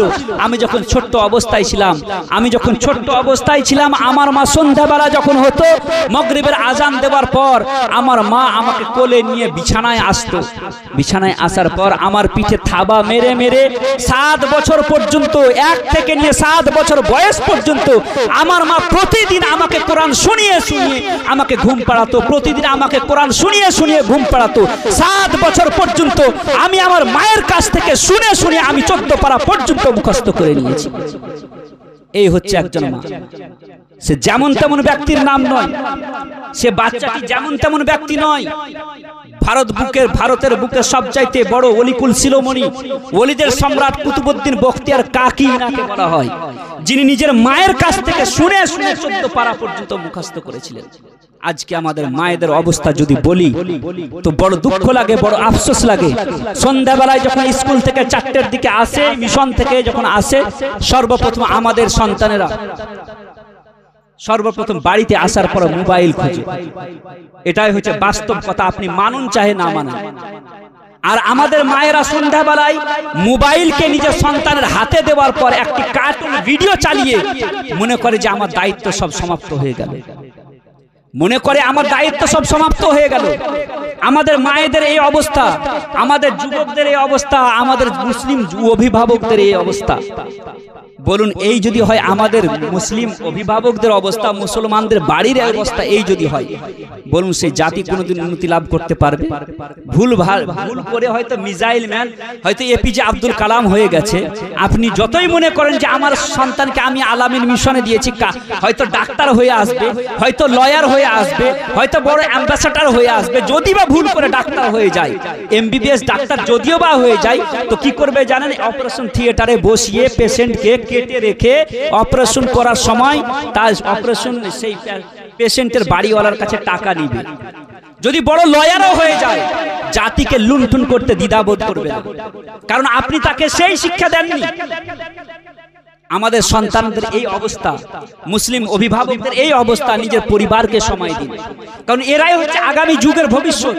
এই সন্তানরা, আমাদের সন্তানরা আগামী দিনে কি হবে? এরাই হবে নেতা, এরাই হবে মন্ত্রী, এরাই হবে আইপিএস অফিসার, এরাই হবে ডিএম, এরাই হবে কালেক্টর, এরাই জাতিকে নেতৃত্ব দিবে। আর তাদের ভবিষ্যৎকে যদি আমি আর আপনি অভিভাবক হয়ে, মা হয়ে, বাপ হয়ে যদি তাদের ভবিষ্যৎকে যদি নষ্ট করি, কিয়ামতের দিনে আমাদেরকে কিন্তু জবাব দিতে হবে। আজকে আমাদের মায়েদের অবস্থা এই যে আমাদের মায়েরা নিজের সন্তানদেরকে লালন পালন করাতে যে বড় ভূমিকা আদায় করতে হয়, সে ভূমিকা কিন্তু আদায় করছে না।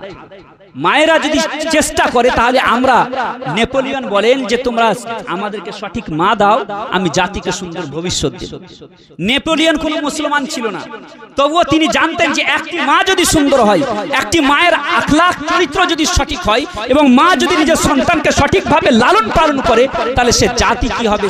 জাতি উজ্জ্বল ভবিষ্যৎ দেখতে পাবে।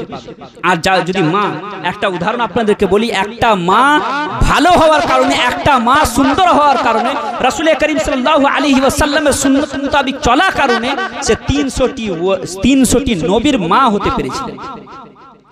চারটি খানিক ব্যাপার, 300 নবীর মা হওয়ার সৌভাগ্য অর্জন করেছিলেন। আজকে আমরা বলছি যে আমাদের আগের যুগে আমরা ফাতেমাতুজ জাহরা রাদিয়াল্লাহু তাআলা আনহা, আয়েশা সিদ্দিকা, হযরতে নাফিসা, হযরতে হাসানে বসরি, তারপরে আরো বিভিন্ন আউলিয়ায়ে কেরাম, মানে মহিলাদের আমরা নাম শুনতে পাই, আজকের যুগে শুনতে পাই না। ওলিয়াদের নাম শুনতে পাই, আল্লাহর খোদা বিরু মহিলাদের নাম শুনতে পাওয়া যেত, কিন্তু এখন শুনতে পাওয়া যায় না। আজকের যুগে যদি কেউ 5 ওয়াক্ত নামাজ পড়ে এবং সুন্নতে মুস্তাফার প্রতি পাবন্দি করে চলে, হযরতে ফাতেমাতুজ জাহরার নকল করে চলে, ফাতেমাতুজ জাহরার পদঙ্ক অনুসরণ করে চলে, আজকের যুগের মায়েরা যদি কিচ্ছু করতে হবে না, যদি শুধু 5 ওয়াক্ত নামাজ পড়ে এরা আর হারাম ও হালাল বেছে খেতে পারে, তাহলে কি হবে? আজকের যুগে হযরতে ফাতেমাতুজ জাহরার নকশে কদমে চলে এবং হযরতে আয়েশা সিদ্দিকার সুন্নতের প্রতি চলে, তো আজকের যুগেও এরা, আমরা তো ইমামে হুসেনকে জন্ম দিতে পারবো না, কিন্তু গৌসে আজমের গোলামকে অবশ্যই জন্ম দিতে পারবো। আমরা আজকেও মুফতি আজম হিন্দকে জন্ম দিতে পারবো না, কিন্তু মুফতি আজমের গোলামদেরকে অবশ্যই জন্ম দিতে পারবো। আজকে কিন্তু আমাদের মায়েরা ভুলে বসে আছে। রমজান মাসেই শুধু আমাদের মায়েরা কোরআন তেলাওয়াত করে, তবুও কেউ করে, কেউ করে না। মায়েদের কথা তো ছাড়ুন, আজকে আমাদের যুবক ভাইরা, ডাক্তার ইকবাল বলেন, नहीं तेरा नशे मन कसरे सुल्तानी के गुंबद पर तू शाहीन है बसेरा कर पहाड़ों की चट्टानों में। हे मुसलमान যুবক, তোমার দায়িত্ব আজ রাজপ্রাসাদের সিংহাসনে বসা নয়, তোমার দায়িত্ব হচ্ছে গোটা মুসলমান জাতির নেতৃত্ব দেওয়া। আজ মাস্টারি করা আমরা মনে করছি আমাদের দায়িত্ব, আমরা মনে করছি মুরলি করা আমাদের দায়িত্ব না। আমাদের মুরলি করা কি? বিশ্ব নেতৃত্বের আসনে বসিয়ে গোটা পৃথিবীবাসীকে নেতৃত্ব দেওয়া হচ্ছে আমাদের কাজ। কিন্তু আমাদের যুবকরা, আমাদের অভিভাবকরা, যুবকরা কি করছে? রাস্তার ঝাড়ু দেওয়ার জন্য তারা সৌদি যাচ্ছে, দুবাই যাচ্ছে, আমেরিকা যাচ্ছে, রাস্তায় ঝাড়ু দেওয়ার জন্য, পায়খানা পরিষ্কার করার জন্য। যে জাতির কাজ ছিল, যে যুবকদের কাজ ছিল গোটা পৃথিবীকে নেতৃত্ব দেওয়া, গোটা মুসলমানকে নেতৃত্ব দেওয়া, গোটা মুসলমান সমাজকে সঠিক পথ দেখা, সে যুবকরা আজ কি করছে? রাস্তার ঝাড়ু দেওয়ার জন্য যাচ্ছে সৌদি, দুবাই, কাতার। এই হচ্ছে আমাদের মুসলমান যুবকদের অবস্থা। আর অন্য দিক দিয়ে অমুসলিমরা যেই যাচ্ছে সে অফিসের বস হওয়ার জন্য যাচ্ছে, আর আমাদের যুবকরা যাচ্ছে রাস্তায় ঝাড়ু দেওয়ার জন্য। এক হাঙ্গামায় महशर हो तो उसको भूलूं, सैकड़ों बातों का रह रह के ख्याल आता है। মুসলমান জাতির যদি একটি সমস্যা হয় তো সে সমস্যার সমাধান করা হয়। এখানে হাজারো সমস্যা, কোন কোন সমস্যার কথা বলি। মুআজ্জাজ সামিন ইকরাম, পবিত্র রমজান মাস আমরা পেয়েছি। এই রমজান মাস আল্লাহ রাব্বুল আলামিন বলছেন কুতিবা আলাইকুমুস সিয়াম, তোমাদের প্রতি আল্লাহ রাব্বুল আলামিন রোজাকে ফরজ করেছেন, যেমন তোমাদের পূর্ববর্তী উম্মতদের প্রতি ফরজ করা হয়েছিল, যেন তোমরা তাকওয়া অর্জন করতে পারো, যেন তোমরা কি করতে পারো? আল্লাহ খোদা ভীরুতা তোমাদের দিলের মধ্যে আসে, পরহেজগারিতা তোমাদের দিলের মধ্যে আসে। পরহেজগারিতা আছে, রোজা থাকছি অথচ পরহেজগারিতা আসে না, তাহলে আল্লাহর কোরআন ভুল হয়ে যাবে। আমরা রোজা থাকি, সারা মাস রোজা থাকি, কিন্তু পরহেজগারিতা আমাদের মধ্যে আসে না। আপনি দেখে নিন, আমরা বছরের পর বছর আমরা রোজা থাকি, কিন্তু আল্লাহ রাব্বুল আলামিন বলছেন তোমরা রোজা থাকো, তাহলে পরহেজগারিতা তোমাদের মধ্যে আসবে, কিন্তু পরহেজগারিতা আসে না।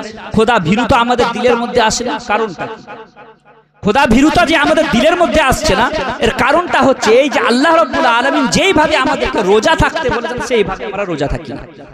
যদি আমরা সেইভাবে রোজা থাকি তাহলে খোদা ভীরুতা আমাদের দিলের মধ্যে আসবে। আল্লাহ রাব্বুল আলামিন বলছেন রোজা এই জন্যই থাকতে বলেছে তোমাদেরকে, জানো কি? লাআল্লাকুম তাত্তাকুন, তোমরা খোদার ভয় তোমাদের দিলের মধ্যে আসে, পরহেজগারিতা তোমাদের মধ্যে আসে। রোজা যেমন চলে যায়, ঈদের নামাজের শেষ, আমাদের মসজিদের মুসল্লিরাও শেষ হয় কি হয় না? আমাদের দেশের মুসল্লিরাও শেষ হয়ে যায়। এই হচ্ছে আমাদের অবস্থা। তাহলে কোরআন ভুল হয়ে যাবে। কোরআন তো বলছে যে তোমরা যদি রমজান মাসে রোজা রাখো, রোজা যে তোমাদের প্রতি ফরজ করা হয়েছে, যেমন তোমাদের পূর্ববর্তী উম্মতদের প্রতি ফরজ ছিল, তো রোজা যদি থাকো তাহলে তোমাদের দিলের মধ্যে পরহেজগারিতা আসবে। তো কই আমাদের দিলের মধ্যে পরহেজগারিতা আসে না? তাহলে জানতে হবে যে কোরআনের মধ্যে ভুল বলা হয়েছে। মাশাআল্লাহ, কোরআন ভুল নয়, বরং আমরা ভুল। আল্লাহ রাব্বুল আলামিন যেইভাবে আমাদেরকে রোজা থাকতে বলেছেন সেইভাবে আমরা রোজা থাকি না। আমরা রোজা থাকি, গুনাহ ছাড়তে পারি না। রোজা থাকি, আমরা 5 ওয়াক্ত নামাজে সঠিকভাবে পাবন্দি করতে পারি না। রোজা থাকি, আমরা হাতের গুনাহ থেকে পবিত্রতা অর্জন করতে পারি না, চোখের গুনাহ থেকে বাঁচতে পারি না, মুখের গুনাহ থেকে বাঁচতে পারি না, পায়ের গুনাহ থেকে বাঁচতে পারি না। তারাবির নামাজ পড়ার পর আমরা বাড়িতে যখন যাই তখন তারাবির নামাজ পড়ে গিয়ে আমরা মোবাইলের মধ্যে, সোশ্যাল মিডিয়ার মধ্যে রাত্রি অতিবাহিত করি। সারা রাত ভোরের যতক্ষণ পর্যন্ত আজান না দেওয়া হয় ততক্ষণ পর্যন্ত আমাদের যুবকরা কি করে? মোবাইলের মধ্যে রাত্রি অতিবাহিত করে উলঙ্গ অর্ধ উলঙ্গ ছবি দেখে এবং নানান রকম ফ্যাশনের মধ্যে জীবন অতিবাহিত করে। আর ফজরের যখন হাইয়া আলাস সালাহ, হাইয়া আলাল ফালাহ, আসসালাতু খায়রুম মিনান নাওম বলে যখন মুয়াজ্জিন যখন আজান দেয়, তখন আমাদের যুবকরা ভোরের ভাত খেয়ে সেহরি খাওয়ার পর বালিশের তলে নিজের মোবাইলকে রেখে দিয়ে ঘুম পাড়ে। আর 10টার সময় কি করেন না, মানহুসের মতো উঠে আর মনে করছেন যে আপনার আমার দিলের মধ্যে পরহেজগারিতা আসবে, কখনো আসবে। এই হচ্ছে আমাদের যুবকদের অবস্থা। রমজানে 1 মাস রোজা রেখে মনে করছে বিশাল বড় কাজ করে দিলাম। আমরা মৌলভী সাহেবের ধারে পাশে বেড়ালাম, মৌলভী সাহেবের সাথে সাথে বেড়ালাম, আর মনে করছে যে একবার গোটা বছরে যত রকম গুনাহ ছিল সব গুনাহ মাফ করে দিলাম। এই নিয়ে দায়িত্ব সমাপ্ত হয়। আল্লাহ রাব্বুল আলামিন এবং আল্লাহ রাব্বুল আলামিনের রাসূল আমাদেরকে যে দায়িত্ব দিয়েছেন, সে দায়িত্ব বড়ই দায়িত্ব। এই দায়িত্ব আমাদেরকে পালন করতে হবে। এটা বড়ই দায়িত্ব আল্লাহ রাসূল সাল্লাল্লাহু আলাইহি ওয়াসাল্লাম আমাদেরকে দিয়েছেন। যুবকদের প্রতি তো বেশি দায়িত্ব আল্লাহ রাব্বুল আলামিন দিয়েছেন। আমরা যুবকরা মনে করছি যে আল্লাহ রাব্বুল আলামিন আমাদেরকে, আমাদের বাপ মা হয়তো ঘুমিয়ে গেছেন, আল্লাহ রাব্বুল আলামিন হয়তো দেখতে পাচ্ছেন না। আপনি চিন্তা করুন, ওই রকম দয়ালু আল্লাহকে আমরা পেয়েছি যে আল্লাহ রাব্বুল আলামিন আমাদের বয়স কম হওয়ার কারণে রমজানের মতো একটি মাস দিলেন যেন বেশি বেশি ইবাদত করে আল্লাহ রাব্বুল আলামিনের দরবারে নিজেকে ক্ষমা করিয়ে নিতে পারি, নিজের যত গুনাহ আছে সে গুনাহ থেকে গুনাহ মুক্ত হয়ে যেতে পারি। এবং রমজানের মধ্যে আল্লাহ রাব্বুল আলামিন এমন একটি রাত দিলেন যে রাত 1000 মাসের চাইতে চাইতে উত্তম, যেন সে হাজার মাসের চাইতে উত্তম রাতে ইবাদত করে নিজের গুনাহ খাতাকে সবকে আল্লাহ রাব্বুল আলামিনের দরবারে ক্ষমা করে নিয়ে পাক ও সাফ হয়ে আল্লাহ রাব্বুল আলামিনের দরবারে যেতে পারি। এইরকম আল্লাহ রাব্বুল আলামিনকে আমরা পেয়েছি যে দয়ালু আল্লাহ আমাদেরকে 70 মায়ের চাইতে বেশি ভালোবাসেন। একটা কথা বলা হয়েছে যে একজন মায়ের ভালোবাসাকে যদি গোটা পৃথিবীর বুকে যদি ছড়ানো হয় তো সে গোটা পৃথিবীর বুকে ছড়িয়েও মায়ের ভালোবাসা কম হবে না। আল্লাহ রাব্বুল আলামিন ওইরকম 70 মায়ের চাইতে বেশি আমাদেরকে ভালোবাসেন। ওইরকম দয়ালু আল্লাহ পেয়ে আমরা যদি সেই আল্লাহকে ভুলে গিয়ে আধুনিকতার মধ্যে নিজের গা ভাসিয়ে বেড়াই আর আধুনিকতার মধ্যে নিজের সফলতাকে খুঁজে বেড়াই, বলুন আল্লাহ রাব্বুল আলামিনের দরবার থেকে রহমত নাজিল হবে না আল্লাহর গজব নাজিল হবে? আল্লাহ রাব্বুল আলামিনের গজব নাজিল হবে আমাদের উপরে। শুধু বেঁচে যাচ্ছি একটাই কারণে, আমরা শেষ নবীর উম্মত, রহমতের নবীর উম্মত। আর আমরা রহমতের নবীর শেষ নবীর উম্মত হওয়ার কারণে আমরা দুনিয়াতে বেঁচে যাচ্ছি। না হলে আমাদের যে আমল, আমাদের যে কর্মকাণ্ড, আমাদের যে কাজ, সেটা দেখার পর আল্লাহ রাব্বুল আলামিন আসমান থেকে আযাব নাজিল করে আমাদেরকে ধ্বংস করে দিতেন এবং আমাদের চাইতে উত্তম উম্মতকে আল্লাহ রাব্বুল আলামিন উত্তম বান্দাকে নিয়ে এসে পেশ করতেন। কিন্তু আমরা বেঁচে যাচ্ছি একটাই কারণে যে আমরা শেষ নবীর উম্মত। আমরা শেষ নবীর উম্মত হওয়ার কারণে যে আমরা বেঁচে যাচ্ছি। না হলে আমাদের যে কাজ সকাল থেকে সন্ধ্যা পর্যন্ত, আমাদের যে আমল, আমরা যে গুনাহের উপরে গুনাহ করে যাই। একজন যুবককে যদি আপনি জিজ্ঞাসা করেন সকাল থেকে সন্ধ্যা পর্যন্ত সারা দিন